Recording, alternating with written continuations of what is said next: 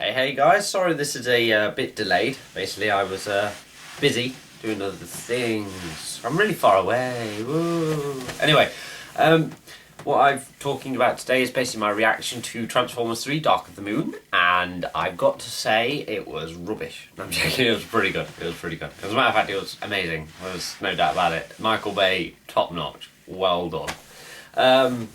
Couple of little things, confirms and disconfirms. Jazz definitely isn't it? Pulled apart, I don't think he's coming back. Skids and Mudflap, not there. Not even a mention, not even a sign. You do not even see the cars. I think that was just Michael Bay trying to get us all excited or depressed if you really didn't like them. No sign of them at all. Unless they were kind of hidden somewhere, I don't know. There's so much action going on, they could have literally been in every scene clear as day, but because you're watching Optimus fly through the sky, you really don't pay attention. Barricade returned, so that's quite cool. Soundwave is now a Earth mover. He's not in space anymore. Shockwave turned up, obviously, we all know that.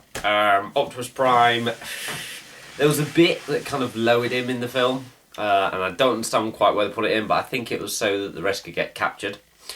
There is a big shock.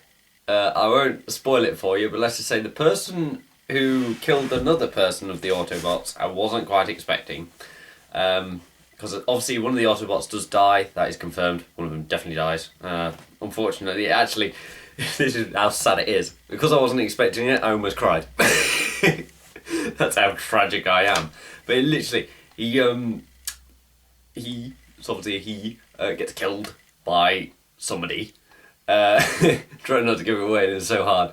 But yeah, it was just heart-wrenching, man. As soon as you see it, if you see it, you'll be upset. Because you won't expect it. You'll be like, yeah, well done you, because he was at the top of his game when he was in it. It was amazing. Bumblebee is pretty good.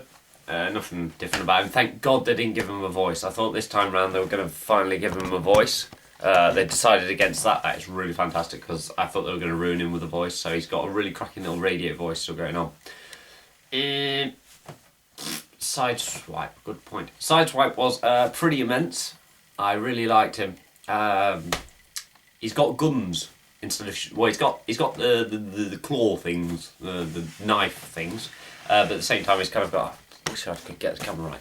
But at the same time, he's kind of got guns as well, like you do see in the well, this is the Sainsbury's exclusive one, but you see him with these sort of guns. Ironhide helps him, and that's a really awesome scene. What I really like is, you remember I showed you in the Bumblebee, him in his vehicle mode, and let's just say that was pretty close to what it looked like in the film, so that was really cool. I was really happy with that. I was like, oh my god! Sideswipe does a mech tech thing as well. That's about the only two I believe I saw. Crankcase, who I thought was just going to be some character who would be in the background for 15 seconds, actually was a pretty scary looking figure. Immediately like a Jamaican, like a 12-foot Jamaican, but it's cool. What else is it? There's so much to talk about. I'm trying to not talk too long, but it's just so much going through my head. I remember I spoke about Roadbuster and I said he'll probably have some sort of Yankee voice. I was completely wrong. He actually has a Scottish voice, and he says something which sounds like anchor quite regularly. So that was quite good fun. Every time you heard it was like, huh.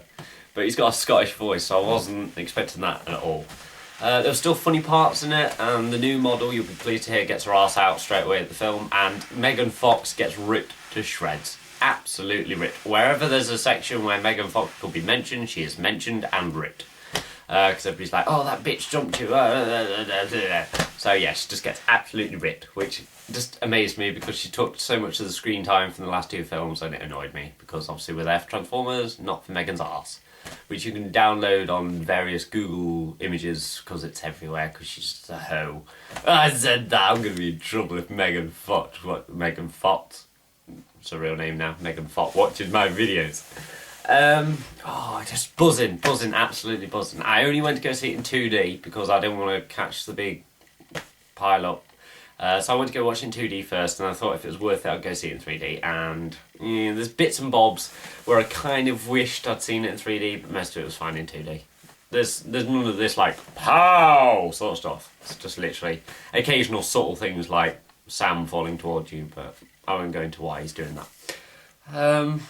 I can't think of what else to say, to be fair. I'm absolutely buzzing. Optimus was pretty amazing. The fight at the end between Megatron and Optimus, it's alright. Let's just say, like X-Men 3, there's not many people left. Literally, kind of... So, yeah. But the main plot of the story was believable. It was really good. I'm not entirely sure if they've done something different with the Transformers this time, because in the first and second one, you know they're obviously animated, but in this one, there's like this baddie robot running through the streets, and the way he runs is so fluid and so realistic, I actually felt like running away. It's like, it's real! So yeah, even at my age, I was like, oh my god, this is amazing. I mean, they've got chest... the main part of Bumblebee, I believe you saw it in my review, this little chest piece here is like muscle, so it moves whenever he moves, and there's just not a flaw in the film at all. Not that I know of, anyway. So how far in are we? Am I still... 6 minutes. 6 minutes ain't too bad, I suppose. I'm just going to try and shorten this down now. But yeah, it was a really awesome film, and the first one was good, the second one was alright. I'll admit there was bits in that I didn't like, but I think, you know, what's his name? Wheelie and Jetfire kind of saved it, and Wheelie's back in this film. That's amazing. Also, there's this senile old Autobot. I have no idea who he is. If you guys could possibly let me know. He's got like really long hair. I won't tell you what happens to him, but he's old. So you might work it out. And so, yeah. That's, I have no idea who he was. He didn't even mention his name once. I have no idea what he turned into because I barely even saw him. One of the things Michael Bay used to cock up on was obviously personality. This time they got it spot on. Sideswipe spoke, Ironhide spoke, Bumblebee obviously spoke, Optimus Prime got a voice, that Italian car got a voice, just one of the wreckers, Roadbuster, mainly got a look at. But they actually had personalities this time. They had proper lines that you could hear Sideswipe's voice, you could hear the interactions between them all. There was bits where they were debating. There was bits where Ironhide was taking the mick out of Optimus. You know, it was proper going back to what it should be, which is personality and then fighting.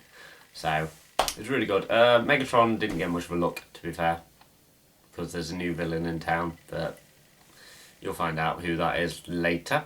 Unicron. No, I'm joking. Don't panic. It's not really Unicron. Yeah, it is. No, it's not. Ah, you panicked. So yeah, I'm just going to shut up now. Amazing film. 10 out of 10. Easily.